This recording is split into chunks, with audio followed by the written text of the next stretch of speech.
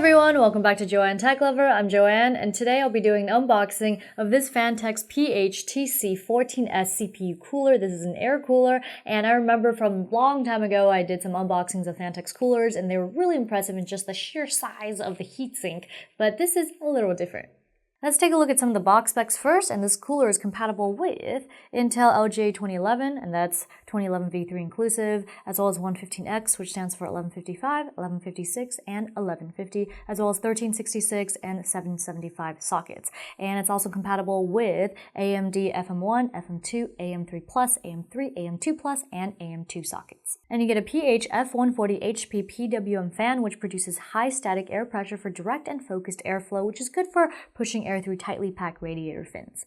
And this is a UFB bearing fan, which stands for updraft floating balance, for reducing noise from airflow and vibration. And you get a fan speed of 500 to 1600 RPM, a max airflow of 68.1 CFM, and a max air pressure of 1.62 millimeter of water. And this unit does come with a 5-year warranty. That's insane in the membrane. Anyway, anything over 3 years, and I'm like, that's impressive.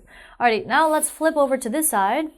And last thing I'm going to talk about is PATS, and that stands for Physical Antioxidant Thermal Shield. It's a coating technology that blocks out incoming heat from your other components like graphics cards or memory to your CPU cooler.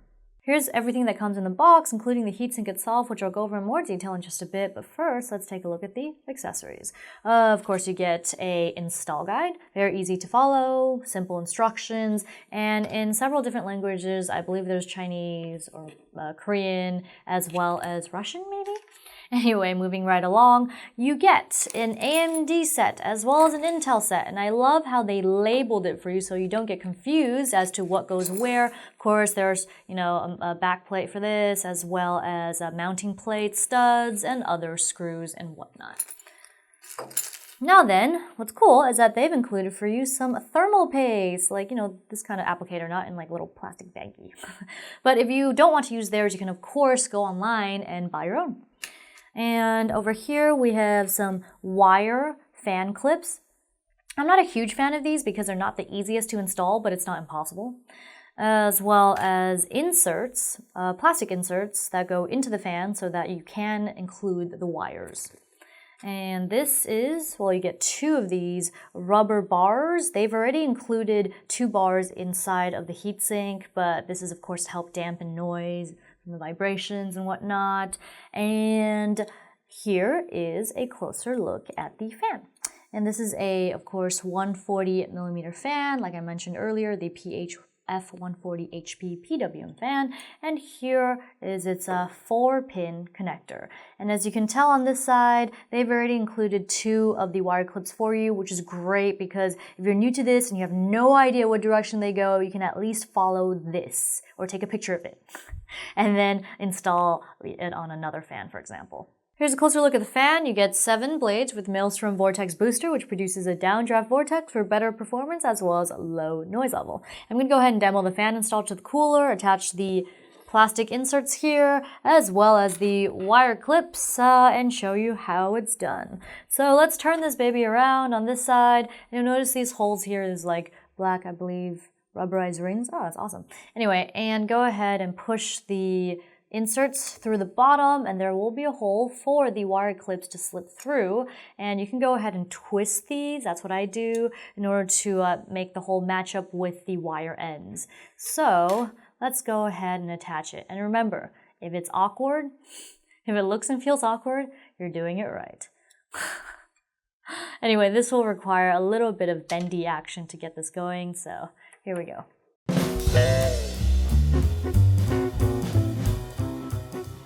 Alright, looks like it's attached, and then of course you just go ahead and just push this onto the other end like so, and then go ahead and attach it to the cooler. But we're going to actually remove this and just use the pre-installed clips for that. And removal can be a little bit of a pain, so oh man, here we go.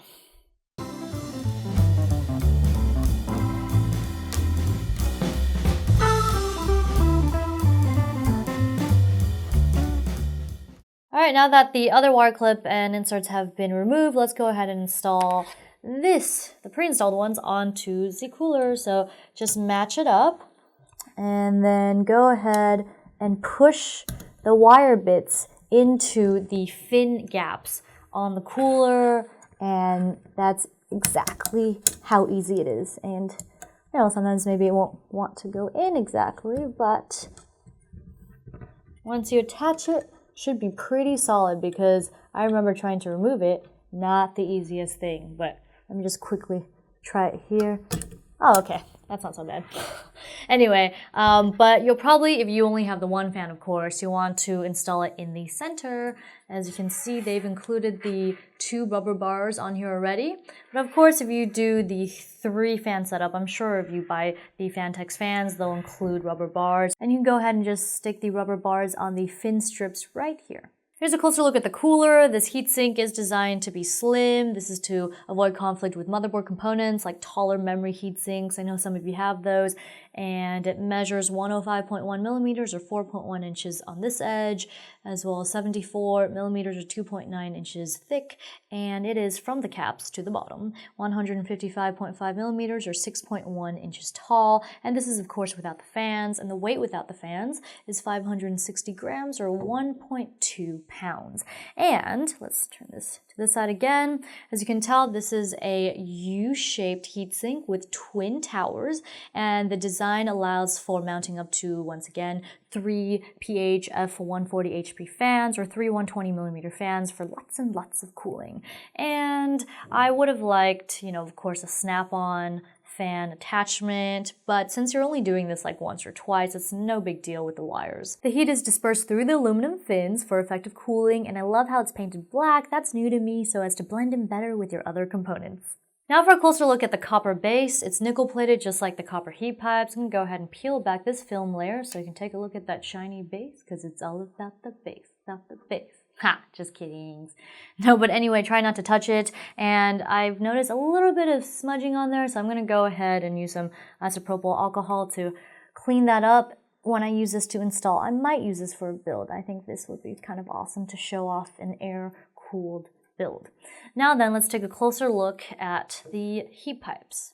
So you get 6 6mm copper heat pipes, and I'm going to go ahead and go to the top, and you'll see where they thread through. And I really like how they're uniformly capped in black. I believe this is plastic. It just looks better. Otherwise, you see these kind of misshapen, jagged edges at the top, and you're like, oh my goodness, can poke an eye out. Just kidding. But anyway, that covers it. Well, that wraps it up for this video on the Phanteks PH-TC14S CPU Cooler. I'm Joanne, and if you like what you saw and you want to see more like it, be sure to hit the like, comment, and subscribe buttons, as well as follow me on social media. Joanne Tech Lover Facebook fan page, Joanne Tech Lover again on Twitter, and Joanne Tech Lover once more on Instagram. Also, please don't forget to hit the donate button so I can help expand this channel and feed this techie. And I started up a new channel called JTL Lifestyle where I talk about everyday random gadgets, so go ahead and check that out, and don't forget to subscribe. And also JTL Cuteness Overload, where you get an injection of cuteness into your everyday lives, and it's just so awesome that way. Alright, one last thing is storeenvy.com, where you can go ahead and check out my 8.5 by 11-inch autographed prints that you can buy. I guess all that's left to say is bye-bye!